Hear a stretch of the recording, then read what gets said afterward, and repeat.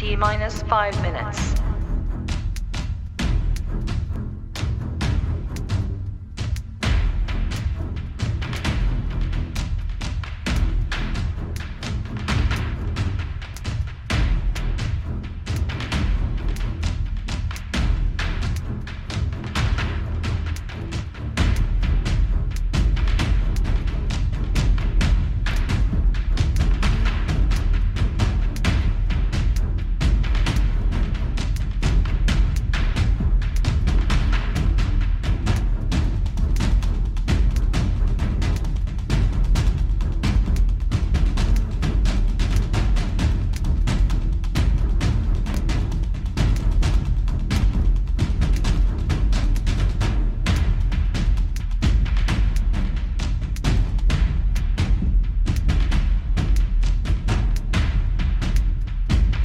T-minus 4 minutes.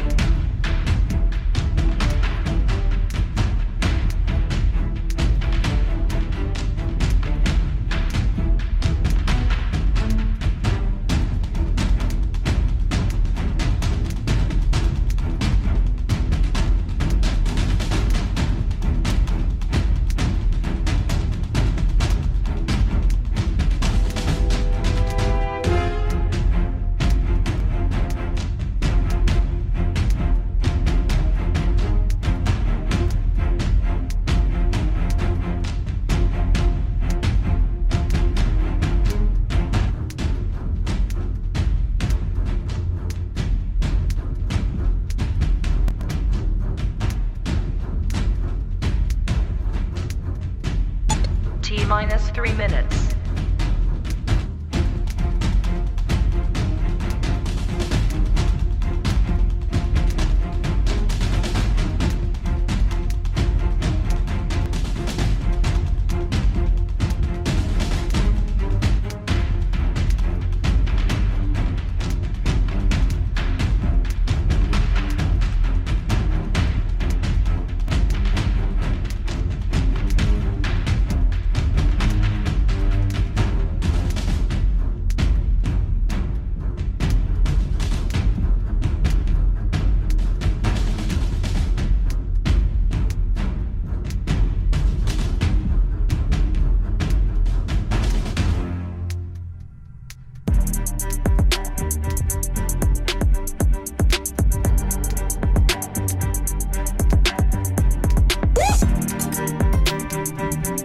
T-minus 2 minutes.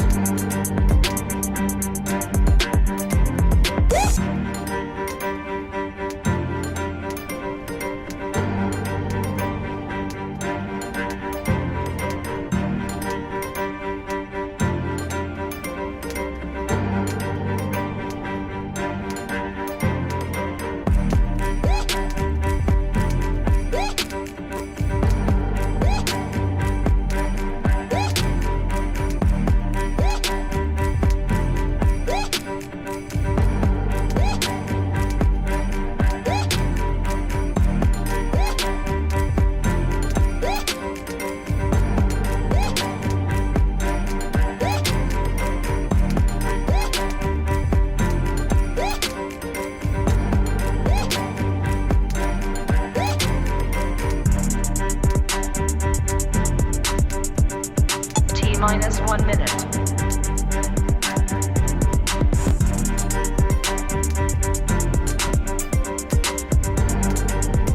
T-minus 50 seconds.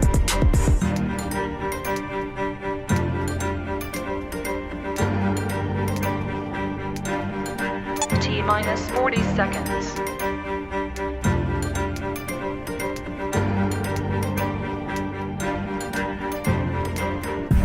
T-minus 30 seconds.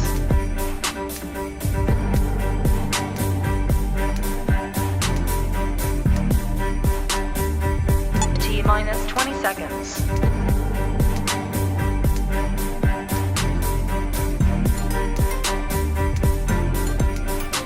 Ten, 9, 8, 7, 6, 5, 4, 3, 2, 1.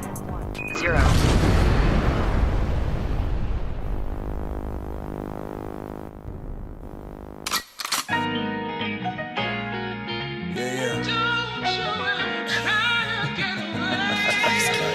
Yeah, look, black and blue lives. Yeah. Hey, that's a new vibe. Yeah. Hey, black and blue lives. Yeah. Hey, that's a new vibe. Yeah. Hey, park catalyst. I think we got a hit. Yeah. Hey, black and blue lives. Yeah. Look, we got Prince, Blue and Sgt talking black and blue lives. Yeah. Hey, black and blue lives. Yeah. It's Step and Blue.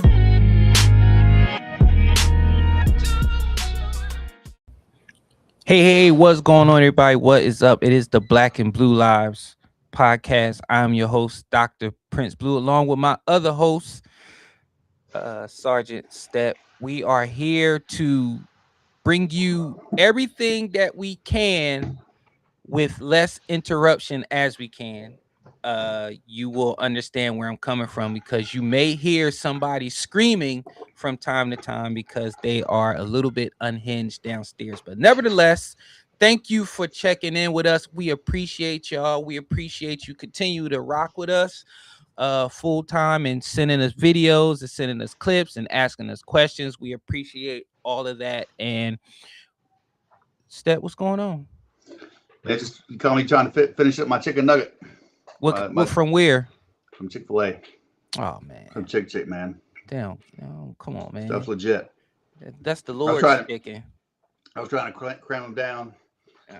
That's the Lord's chicken. But Step, for those the show is we're gonna talk about command or politics. Command or I don't know, leadership. I don't know, Step, because what we've been seeing recently is we got leadership, and we're going to talk about in our own backyard where leaders just don't seem like they are what they used to be in the yesteryear. It seems like everything is polished. It seems like every leader or every person in charge is trying not to offend people, even if that is at the detriment of their own officers. They're somehow making the actual suspects the victims, and they're leaving it up to citizens to decide if police were excessive or not. They're just leaving a lot of it's a lot of slippery slopes right now with law enforcement, and it's starting with the leadership. And I thought that you and I should talk about that because number one, we got in our own backyard where we got Sheriff McFadden, and then we also got newly elected chief of CMPD, Chief Patterson.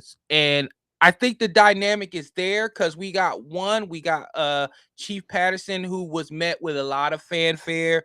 People like some of the changes that she's already implemented, some of the changes she's thinking about implementing, how she's ingratiated herself with back because she was a deputy chief with us before, how she's graced herself back with the troops. She's getting a lot of rave reviews. And then we got Sheriff McFadden on the other end, who we're going to play a video where he's continuing a path to where people are just not happy with his administration and how he has ran Mecklenberg County. And I don't know, Step. It just doesn't look good from that side. So I'm gonna play this video and then you and I are going to break it down. This is Sheriff McFadden talking about recent arrest and things that's going on and how somehow it is not the problem of the deputies, but the problem of not the problem of the suspects, but the problem of the magistrate. Behind these things that you did not see is that our magistrate were attacked violently, verbally, when I say violently, on social media, and they lived in fear for many days. And we took additional measures to protect them because of the violent nature of social media and parts of other media. What'd you say? Can you hear it? There's no audio. You don't hear the audio? Mm-mm. Uh-oh. Okay, hold on. Let me take it out. Let's play it again. I hear it on my end. That's weird. Okay, let's try it again. Behind the scenes thing that you did not see is Still that don't our hear it? magistrate were attacked violently. Huh. Okay, that is the problem. It's playing in my ear, which is weird. Do you have yours muted? Check and see your settings. Everybody say they hear it. It's on your end. Oh shit. I don't know. Go ahead. I'll read the subtitles. Chewing on chicken. Behind the scenes thing that you did not see is that our magistrate hear were it? attacked violently, No, but I could read it. verbally, Just got the when I say subtitles. violently, on social media, and they lived in fear for many days. And we took additional measures to protect them because of the violent nature of social media and parts of other media, and also just the violence that they received just personally. And so they live in fear now. And I have to say that because for an entire day, we had to talk to the magistrates on how to live safely, how to travel safely. And in the middle of all of that, they were concerned after the shooting of Charlie Kirk, because they said to me, well, what if they shoot me because of this? And so they're going to be more cautious and reluctant to allow people to be released. And we know that the law has now provided other guidelines for certain people not to be released. So it will increase our capacity here at the detention center. Okay. So, Step, what do you think about that? What he just said? So I caught the last part of it when I was messing with my audio. So one, inmate population is down from what it was even 20 years ago. So I think one of his complaints was there not to be enough room for the inmates due to the new bond policy. And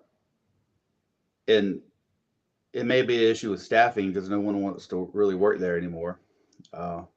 But they have plenty of space because they have, they have jail north they could use. They can bring the trailers back out.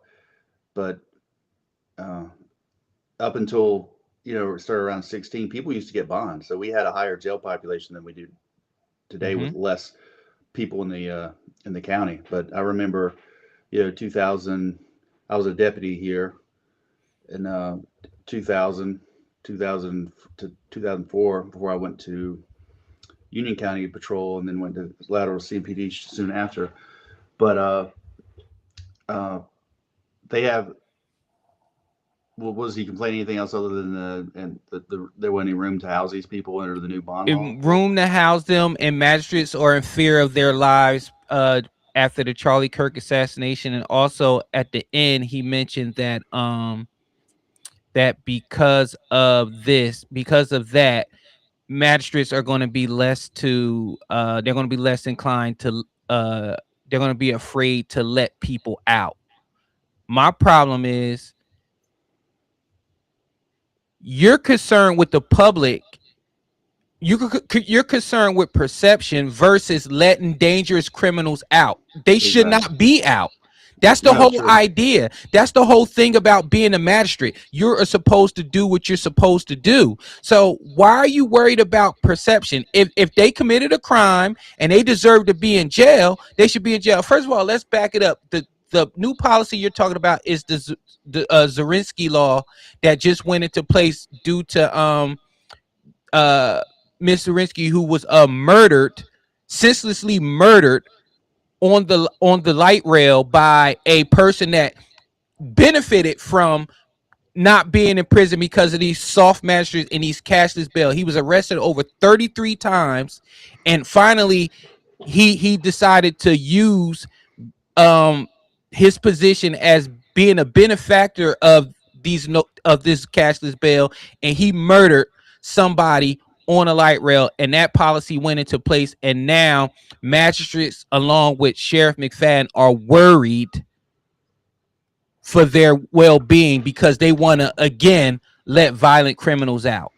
So, but there hadn't been because I'm sure if there was, it'd be on the news. There hasn't been any threats against the magistrates or the sheriff. It's just they're people are mad because they're like, why are these magistrates that are appointed by the chief district court judge letting violent offenders out, and they used to not to do that. Remember, you used to go in for a driver while license revoked, and it'd be a minimum $500 bond.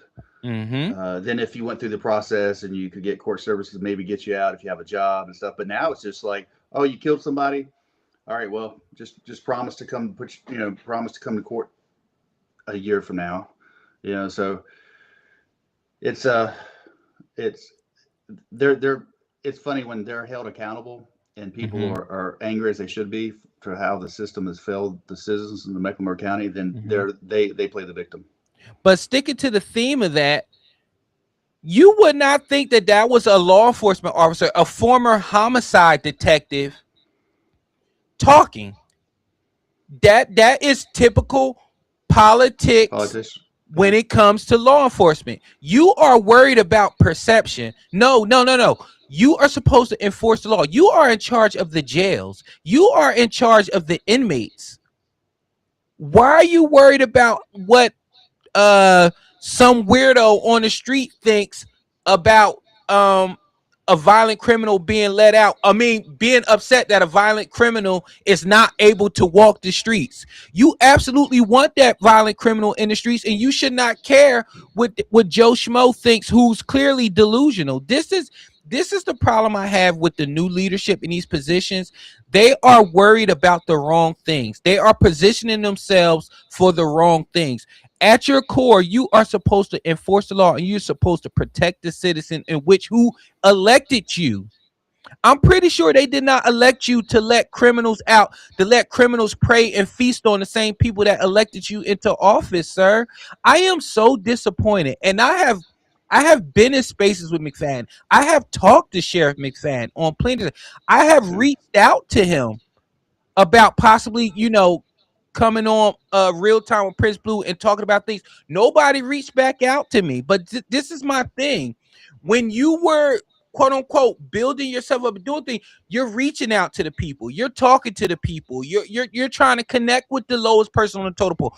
Once you get in that uniform, then all of a sudden, now you got to go through people. Now you're too big to talk to people. Now you're too big to talk to the little people. And this is the problem I'm having with leadership now. You're forgetting about the same people that put you in the position that you are now in.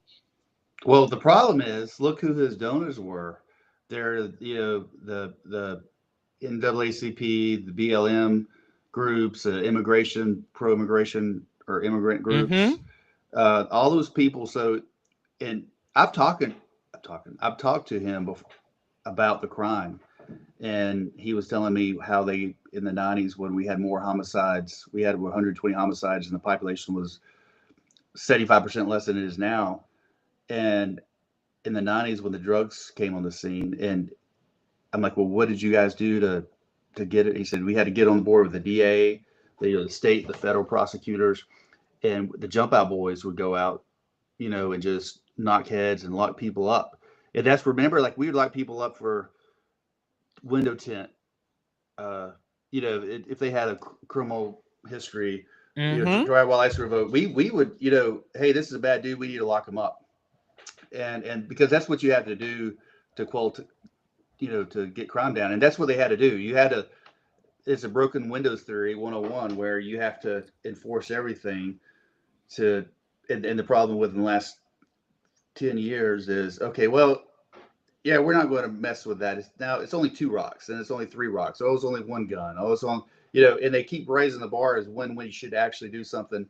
And when you should actively police, yeah. And, I'm going to look the other way. It's just this, and you keep raising the standard, and then things get out of control. And just like the riots or everything else, once you let something go for a certain amount of time without it being checked, you have to correct it. You have to be much more heavy-handed. We saw in the riots. Well, oh, you can't get in the street. Oh, just give them the street. Oh, okay. We kept giving them inches and inches, and they're going to take a mile. And then when we have to come down to get them to back in compliance, it's a huge fucking 2 weeks battle because in Step, you know this. If we know this, guess who else know it? Oh, they know it. So that's why they're doing anything they can do, because they honestly feel like, I'm going to be able to still walk the street.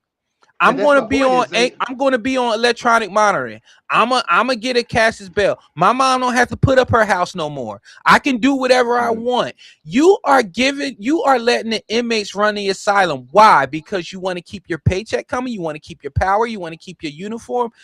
What they've happened sold to out actually doing a good job? And that's what keeps you in power. because he knows what to do. He's not an idiot. He knows what No, has to be done. He's just like he's sold himself out to the people that are supporting him and playing politics. So I mean, it's not good for the community, and hopefully we'll that see. was sad. That was sad listening to that. It's like magistrates are worried about because they want to. So you're telling me they want to release more dangerous people in the streets, and they're It now doesn't make any worried sense. that they can't do that? He would have It to clarify that for me because yeah, it didn't. I don't get that at all. But then let's flip it over to the other side. We got CMPD who already Chief Patterson and shout out to my boy D Eichenberger on Facebook. He posted this picture of Chief Patterson about her. She is now she has bought back command staff wearing their dress blues. For those Good. who don't know who is in CMPD, the prior administration with Chief Jennings and Chief Putney and it started with Chief Monroe because with Chief Stevens he wanted to wear dress blues, but since Chief Monroe came in, they will wear white. They will wear white shirts. Administration staff will wear white shirts so they will stick out like a sore thumb. And Chief Patterson immediately one of her first thing was we're gonna wear blue again. We're gonna look like our officers. We're gonna look like the very officers that patrol these streets. And I didn't think about it, but you know what? That is awesome. First of all, it always made me laugh that if there is a sniper, if there is somebody that wants to take out the biggest gun in the room, you are letting them know from the back you are somebody of importance. So let's take you out first. I never Yeah. understood that. And my thing is, if you're a police officer, number one, you already know command staff already. You kind of know who they are. And first of all, the first place you would look at, the collar, and you would know who you're talking to. So I never understood the whole idea you gotta wear white shirts and you gotta look different from everybody. First of all, it's hard to keep white shirts clean, but I guess it is for them because they're just upstairs. But why would you want to put yourself in that position? So that was one of the first things I noticed that she did. And I was like, I kind of like that. Yeah, I agree. It And looks. I think it looks better too. I think it does look good. It looks like you're a part of the team and you're not above the team, even though we know, of course, you're top dog. We know this, but it just feels good that you're at least making that Oliver, because she could have came right in and said, you know what, I know y'all got all these white uniforms and I know you got them freshly dry cleaned and you spent money, blah blah. She's like, nah, go ahead and get those blues back out, tailor them up, lose weight, whatever it is you got to do to get back in them. But we're going to this. And another thing she's also done is she, by all accounts, she met with FOP and she's really focusing on police morale. She's focusing on also working with agencies again, cross agencies again, because for some reason with the last administration, I don't know why we wanted to do this old secret squirrel and get kudos for things like that. She's back to working with agencies, and I thought that was important because people was like, wasn't we supposed to be doing that from the beginning? Yes, but for some reason I don't know why we wasn't doing it as much. Yeah, I mean it's just common sense stuff, and what's sad is she's bringing back stuff, the uniform, and these other rules and policies that we used to do and we went away from for a bunch of different reasons. And now she's trying to, hey, let's just get back to the core of who we are and what we do, which I really like. And I want people to also understand it's not like she's coming in. This is her first time being a chief. She was a chief in the Raleigh Durham area, and they speak highly of her. And she, like I said, she was a former deputy chief here. She rose through the ranks from patrol all the way to deputy chief, and people rave about it. I haven't heard any bad thing, even in the dirt sheets. Cedar Post. Shout out to Cedar Post. I love looking at Cedar Post and getting laughs. Nobody has anything bad to say about her in the comments. And Step, those comments be ruthless. That's how we learn about a lot of people in the department. Like, they did what? They did this. They did what? What is the rumors? What is this? But I don't see anything about her. I don't know if you have seen anything or read anything, but I haven't. No, and like I said, I think she has one. She's rose to the rank at the department. Everybody is, and the only thing they really just treat me fairly, right? So, and she does that, and she does what she's supposed to do. I hope I don't have to change my opinion, but I really don't think she's going to let. There's a lot of pressure as the chief of police, right? It is. It is.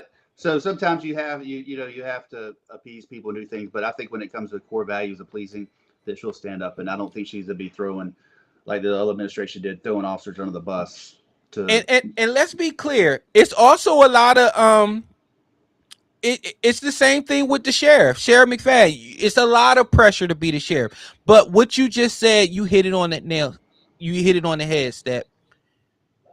The core values should not be compromised.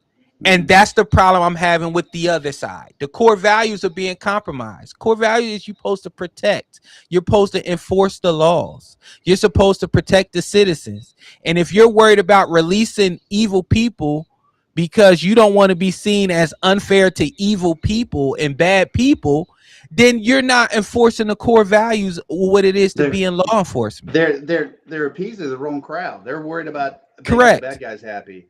And do you remember, like, back in the day, you used to lock somebody up for a misdemeanor, and they would beg and plead, man, don't take me to jail. Come on, man, don't take me, because they know they're going to have a bond. But now I'll be like, before you finish the paperwork. I was told that.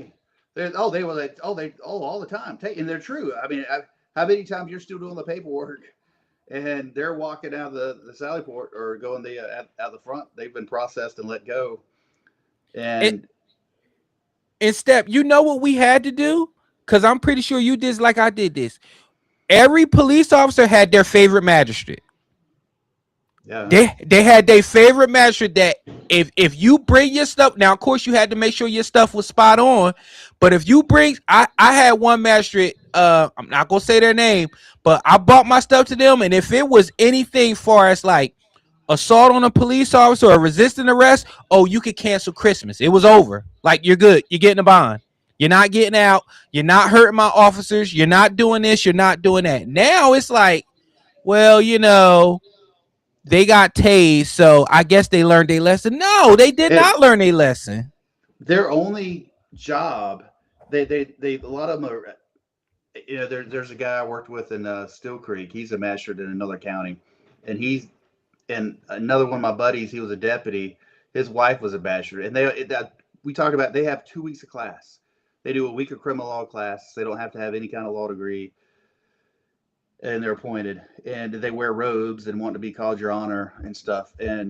But like people would be like, hey, well, let me call the magistrate to see what they think. I'm like, well, why don't we check with the magistrate? So their only responsibility is their probable cause for arrest, and then issue a bond, right? So so it's not. And how many times have you gone in there and they're asking? It's okay to get clarifying questions, but they're trying the case in the magistrate's office, and that's not their job. That's not their job. Is to be like, well, I don't think his intent was to. No, your job is to look at probable cause. Is there probable cause? I don't care about your intent. Yeah. So the liberals have taken control, and in Mecklenburg County, and this is what we get. They've in the courts for 15 years, and we're electing. You know, Charlotte used to be what Pat McCrory was the longest serving mayor in Charlotte history. What he was a mayor for like 12 years or something. Mm-hmm. And he's a Republican, and then after that, it's just Now you got look what murals and we've had two riots. Both could have been avoided if they would take care of business like we're supposed mm-hmm. to. And all these other issues that we've had. You got parades and shit uptown that's promoting degeneracy and all types of other shit. And oh yeah, you want to use CMPD as your personal security. Yeah. While doing the wrong thing. They want to talk shit about us, and but want protection outside their house during the riots. Yep. It's hypocritical. Remember they actually wanted units outside their house. Well, they did this last time too. They had to, after the stabbing on the light rail, officers had to go to the mayor's house and conduct 24/7. The same mayor that talks shit about us every chance she gets. Oh yeah, and then I've spoken to officers who, after this, was it the 16 or 20 riots, where it's, I guess, 20, that she, like, in tears in the back of the city hall, worried for her safety. Mm-hmm. And wanted protection. But yeah, then she goes out there and kind of, like she's with the people instead of law enforcement. With the people. Guess who else are people? The law enforcement. Yeah, they use us like pawns, man. They're to people. These politicians, and the last chief we had is, hey, if let's do what we have to do to throw people on the bus to make ourselves look good. And they say it on the basis of they want to protect the agency. And that's they would say it, protect the agency at all costs. The most important thing is the image of CMPD. Well, like we talked about, CMPD is the people who work there, right? So, but when they say that, they're talking about us, the people to the right and left of us, because we want to get a good job when we retire. We don't want to have any controversy. We want to get a $200,000 job that they're shoe-ins for. That the top brass are shoe-ins for. And they don't. So that they'll like all the kids, and a lot of them don't care. Some of them do, but some of them don't care about the people. I know for a fact we had a couple good one, majors and above. What choking? All right. But while you get yourself together, but think about it. Look how the off duty is. I talked to somebody last week, and the way the off duty is now, I'm like, yo, that's crazy. Like, and you know who has a problem with the off duty? The people that can't do it. That's already making six figures and is shoe in for a job after this when they retire, more money. But Lord forbid officers make extra money. Yeah, I didn't know there was I must have missed that, or there's an issue with that now. Like, I think there's they revamped the whole thing. Like it's just a whole bunch of stuff, and it's like hard to explain. But remember when you and I used to be able to just go into off duty, sign up for it, pick a job, sign up, be done with it, work it, and get your money? Nope. It's not like that anymore. They don't totally revamped it, and it's because people who can't do it have an issue with it. Well, did you see was it today or yesterday that they released that the mayor in the city council approved like $3.5 billion for a PR campaign for the light rail after these stabbings? They had another stabbing by an illegal immigrant. By an illegal immigrant.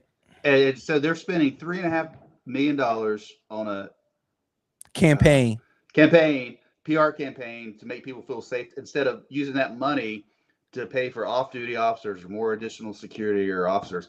When apparently that guy that was stabbed, this last one was already banned. He's already deported twice, but he was back here. He was banned, but they were like, well, there was no law enforcement or security there on the platform or anywhere around to do anything, even if they did to recognize him. So, but they'll spend a PR campaign to make everybody feel warm and fuzzy. And Steppe, for the record, what kind of individual was stabbed? I'm not sure. Was it a? I'm not sure. It was a starts with a B. Black dude. Yeah, it was a black man. A black man was stabbed by an illegal immigrant. And they're Can't make more this shit up, and people. they're more worried about their image. And what were they saying? Oh well, we don't have anything to do with immigration. Like Yeah, they're you kind do. Because well, look what they. when ICE was here, when Yeah, ICE was here, some yeah, of you made it your business to say, we're going to get involved. We're going to make sure they're doing the right thing, blah, blah, blah. No, no, no, no, no. What about you make sure the people that are not supposed to be here? That's why ICE was here. yeah. And if they really cared, we used to have under the last 3 sheriffs, we had ICE in the jail, and this would have happened. He would have got arrested before, ICE hold. put an ICE hold, and he would have been deported. And See and ya. that's yep. And I don't know why that's so hard to do because we've had that, and it works. Speaking of ICE, Step, we got a video here where people are really about to start fucking around and finding out big time. Lock your doors, lock your doors, lock your doors, lock your doors. Oh, go back, go back. Go back, go back. Fucking assholes. Go. I'm gonna play it again. Lock your doors, lock your doors, lock your doors, lock your doors. Oh, go back, go back. Go back, go back. Fucking assholes. Go. What you got is another fantastic liberal bothering ICE, following an ICE agent home after he just got finished doing his duties or something of that nature. That's what you got. And finally he got tired because she was approaching with her vehicle. He felt threatened. He pulled his gun out and immediately she backed it up. And still, as you can hear, asshole, still trying to antagonize, still trying to intimidate federal agents while they're doing their job. And you wonder why they wear masks. You wonder why they will not take off their mask. And this is just him. You're not even stopping at the actual ICE agents. You are going after their family. You are doxing their family. You're doxing their children, where their children go to school at. Like, I just don't understand in what society, in what world are you allowed to just do whatever you want and you're allowed to actually interfere with actual law enforcement business?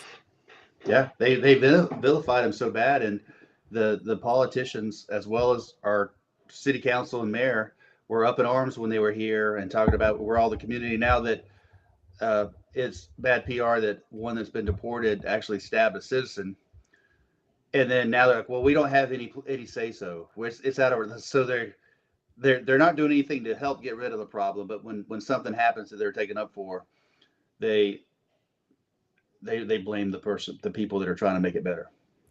I just don't. Steph, this is my problem. Politics and police have always crossed.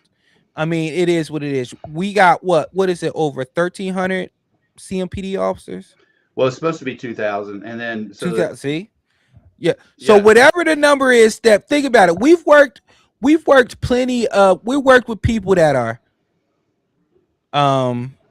we work with people that are Republican, Democrat, liberal, don't give a damn, Christian, Catholic, whatever the case may be. We've even probably worked with some officers that are racist as shit, white supremacists, whatever the case may be. Yeah. But what did we always have in common? We always had the badge in common that we wanted to do our job and we wanted to see each other go home. I'm thinking, what would you think, that was it the first Obama election, or would you think it was more of the first riot where there really started to be that divide where officers wanted to know, huh? No, go ahead.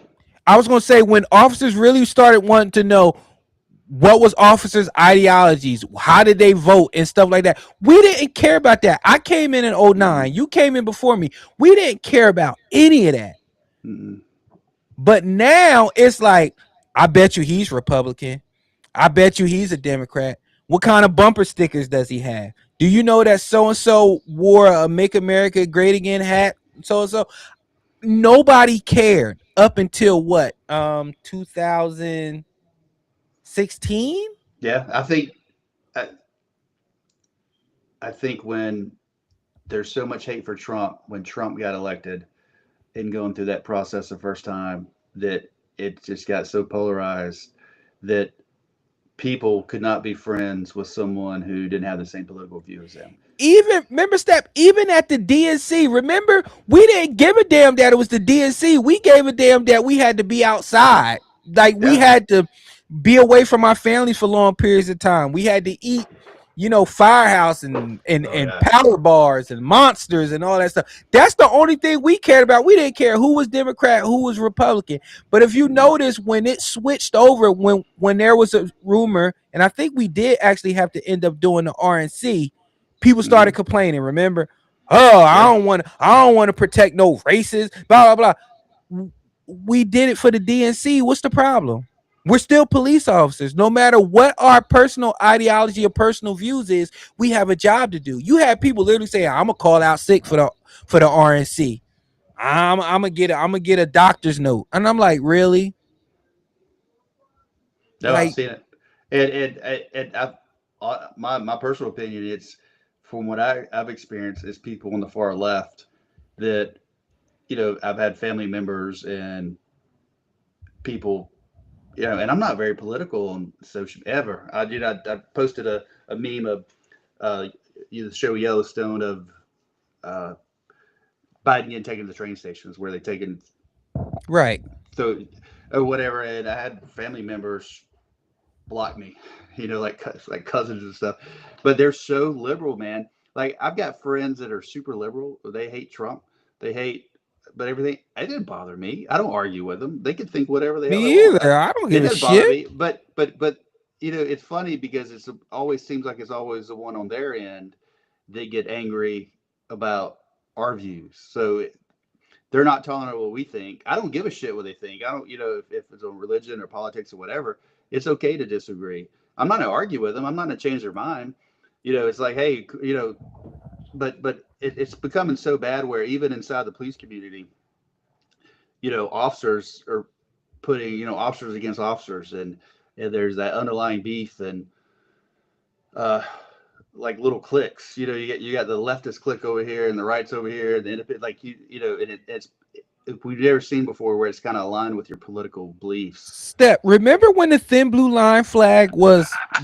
We all represented it. Now you got officers that they don't want nothing to do with the thin blue line flag, and I'm like, you're literally in the profession. Yeah, Like, it's for our fallen brothers and sisters. It's for solidarity. It's to let people know it's that we are united. Now, we're not united if you're out here doing the wrong thing, but if you're out here and you're trying to make a difference and you're serving your community and you're making an ultimate sacrifice, there's nothing wrong with the thin blue line. Only in America the thin blue line is racist. everything is The racist. American Anything they flag don't is like, racist. yeah, it's if they don't like it, it's racist. And the uh, the problem is it's recruiting. They're not hiring people that want to be cops that have that love for country. Uh, and it's hard when you have a big agency like we are and you're short, you have to hire people.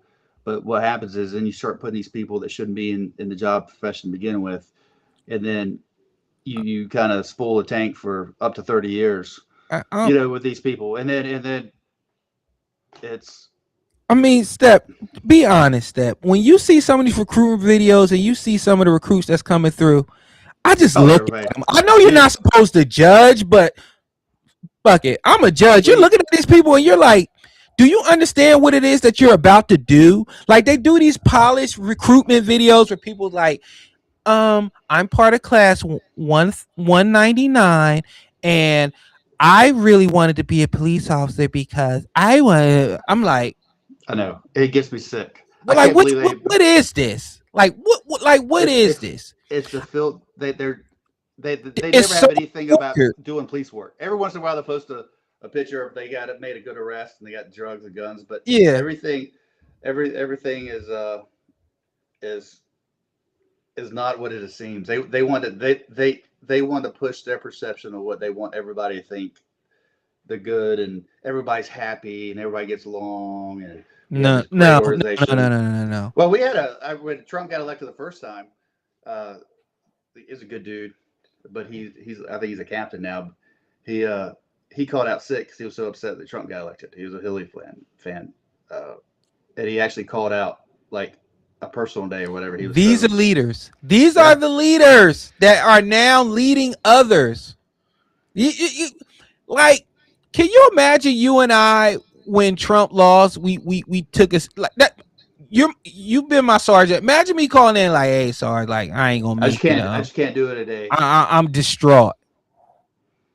For Yeah, anything, that would make us want to come in more and tear shit up. We gonna get us some. Like people, let me tell you something. What real police officers are, real police officers want to get out here and tear shit up. And when I say tear shit up, I mean put the bad guy Yeah. away. And then you That's hear what all we the time. want to do. And I'll say, let me do my job.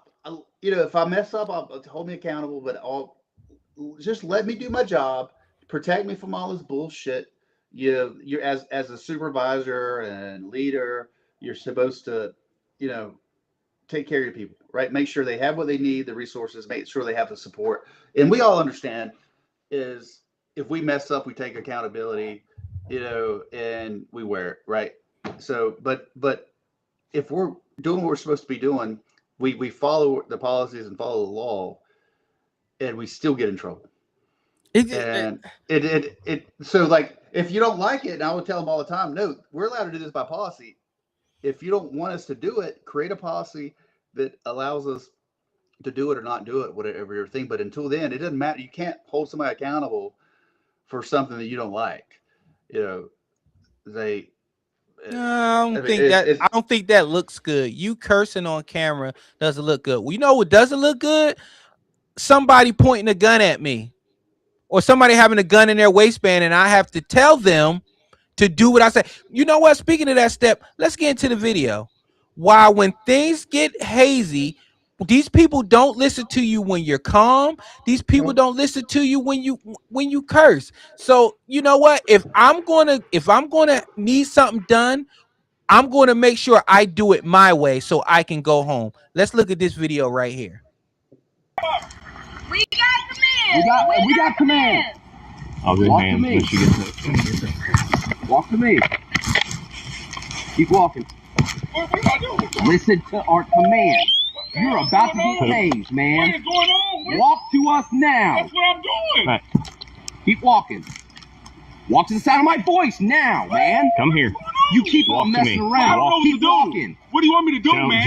Jones, hold on. Shit. Walk towards me. No, what is going on, man? Walk towards me. You're going to go in handcuffs. Walk towards me. Why? What did I do? Cartonio, you have warrants, okay? That's what. You already know how it's gonna go. His fucking name is Cartonio. Just for the record, his name is Cartonio. What this is about. Turn around. Man, I'm not doing nothing. Hey, motherfucker, you're about to get tased. Stay. Get down there! Down there! Keep your hands where I can see them or you're gonna get shot. I will not give you another warning. You pull them, but... Down there!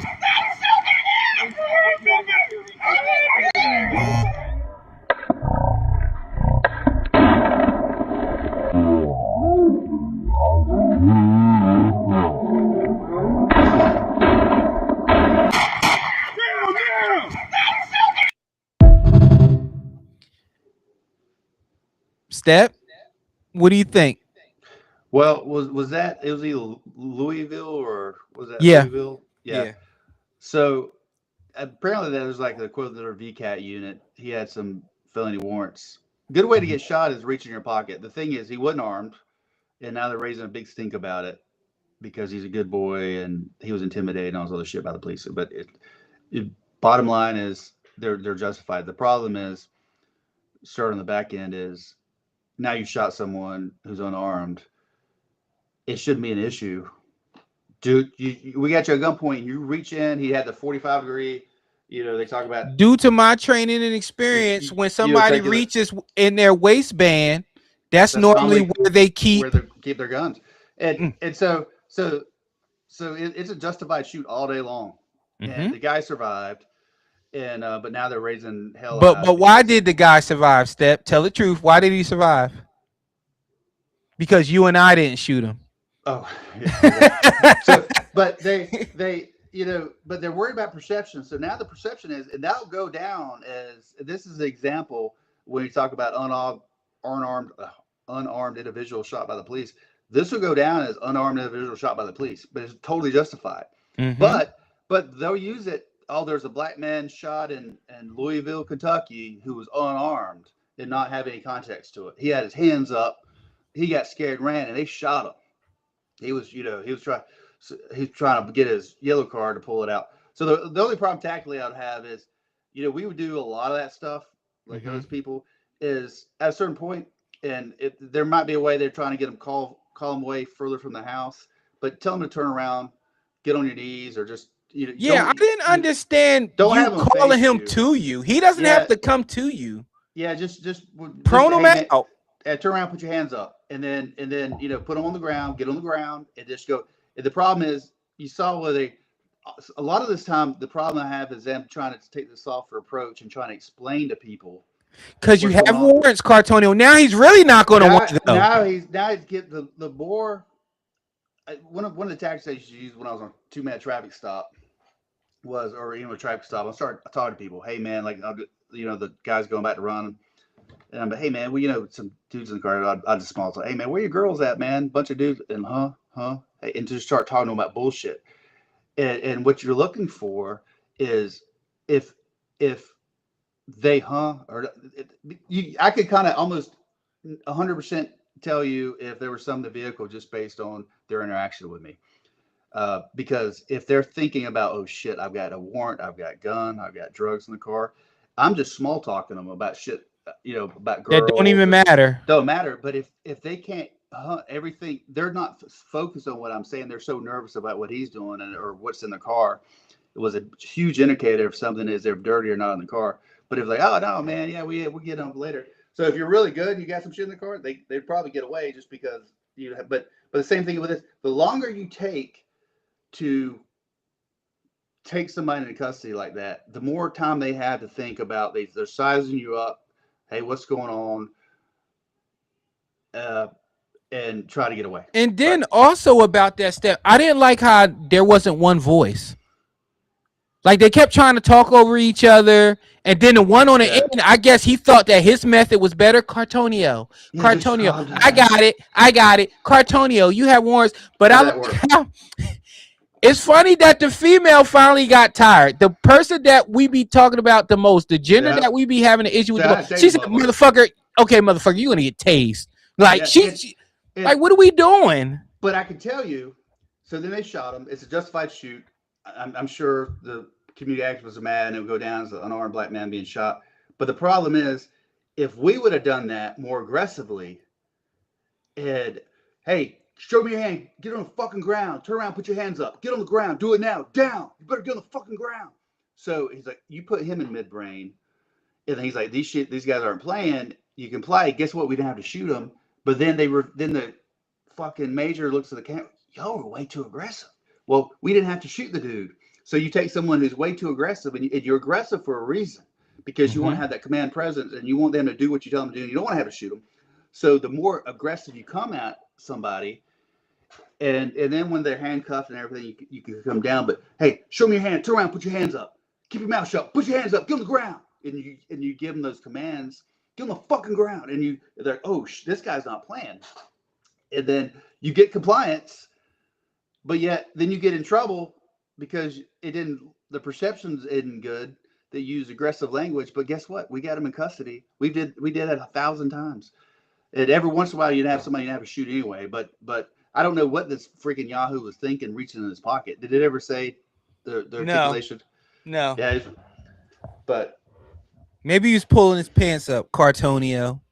Like, I just, this new era of policing is going to get more, not going to get, we're going to get more people killed and hurt because you're so afraid. And I get it, Step. Your paycheck, I get all that, but guess what? You can't get a paycheck either dead. No. You can't. Yep. You're gonna have bad people that you're gonna have to shoot, and they're gonna shoot you regardless. But you're gonna. My experience is if you treat people fair, and it's all I'm not saying go on a traffic stop, somebody for speeding, and just be like, show me your fucking hands. It's all relevant to who you're dealing with. You're dealing with a bad dude. They do his thing. He's got the VCAT teams after him. He's got a violent warrant.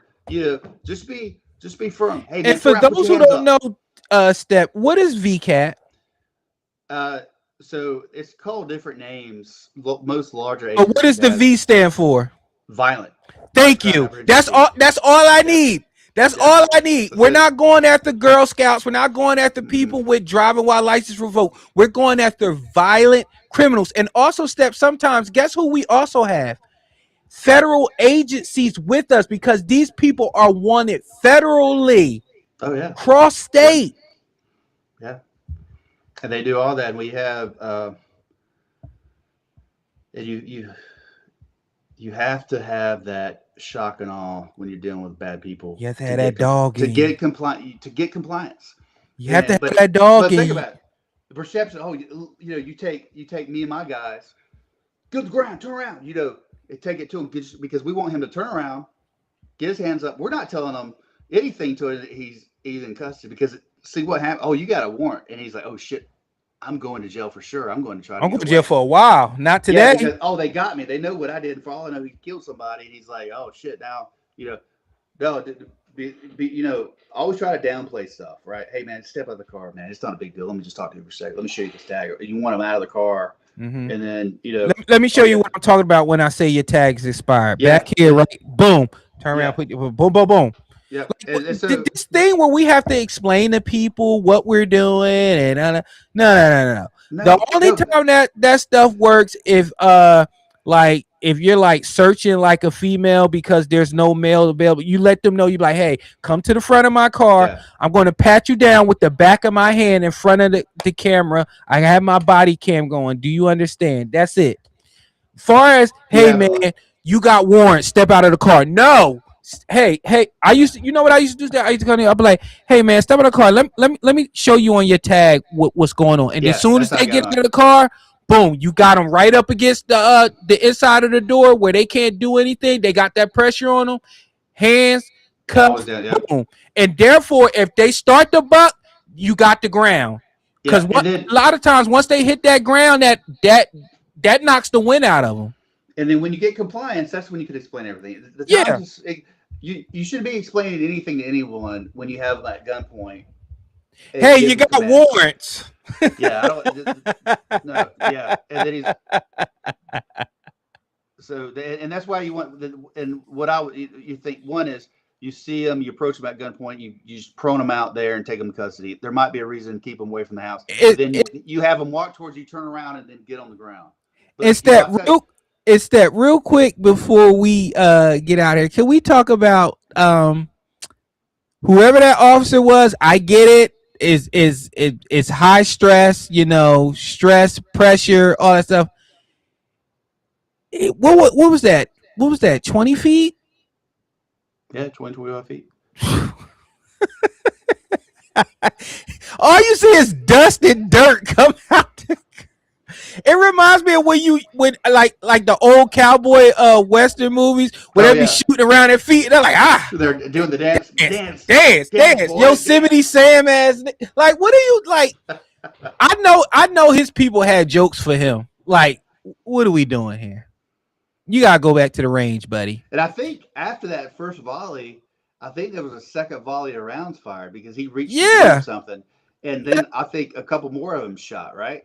Yeah, the best part though, Steppe, is hearing the damn taser spark up like the Ghostbusters proton pack. Dude, I know. Is that something new or like I don't remember? Yeah, then he has lethal, and then less lethal is right underneath. So I'm like, what are you going to cross the streams? Like, there's like no space between them. Like it was just a super total shit show. But hey, lesson learned. You don't have to explain shit to these people. get compliance, get them cuffed, and then you be like, hey, the reason why you got cuffs on is because you have 82 warrants, and now we're gonna take you in. Yeah, you're going to federal jail for the rest of your life. But we didn't shoot you. But anyway, everybody, thank you for listening. Thank you for watching. Thank you for listening. Thank you for viewing. Thank you for sending us videos. Thank you for supporting us all the time. As always, make sure you like, subscribe, and follow. You can follow me at Real Prince Blue across all social media platforms. You can follow him at Step on Insta Step 2223 and at TikTok TOG 4280. Hey man, like we're sparking up, like we're like 40 episodes in right now, back with the new launch. So man, that says that the people want it, the people like it. You're sending us videos, you're texting us, you're tweeting at us, and I want to say this before I go. Mecklenberg County Sheriff's Office and CMPD, at the end of the day, me and Step are two retired law enforcement police officers. We want our brothers and sisters to be home safe. We want our brothers and sisters to be able to do their job and make a living and make a difference. So that's why, if you are doing the right thing, we got your back 100%. And we're going to hold these leaders accountable. We're going to hold the higher ups accountable. We're going to hold the boots on the ground accountable if they do bad. But the one thing me and Step have never ever, since we started Black Blue Lives, we will never ever stand by and watch y'all get mistreated, watch y'all be told that you're all scumbags and you're racist and you do all this. We're going to make sure we let people know that at the core, you decided to do a job that at any given moment your life could cease to exist. Because why? Because somebody don't want to show you their license, because somebody's having a bad day, because somebody's coffee wasn't hot, whatever the reason is, you can cease to live and everybody else's life is going to go on. So we're always going to make sure that we have your back. So I just felt like I needed to get that out of the way. Step, you got anything for the people? That's it, man. Thanks again I love reading the comments. That's it. Thank you to everybody. We will catch y'all next. Wait a minute. I'm trying to think, because I think next 17th. week. No, we'll catch you next week. After that, we won't catch you because it'll be Christmas break and we're going to spend time with our families, like all law enforcement officers who are off or who has the chance. You should enjoy these times. So we're going to be doing that. So we will see y'all next week. And hasta mañana. That, I think that's Spanish for see you next week. It's probably not, but I don't care. I'm not Hispanic, so whatever. Hasta.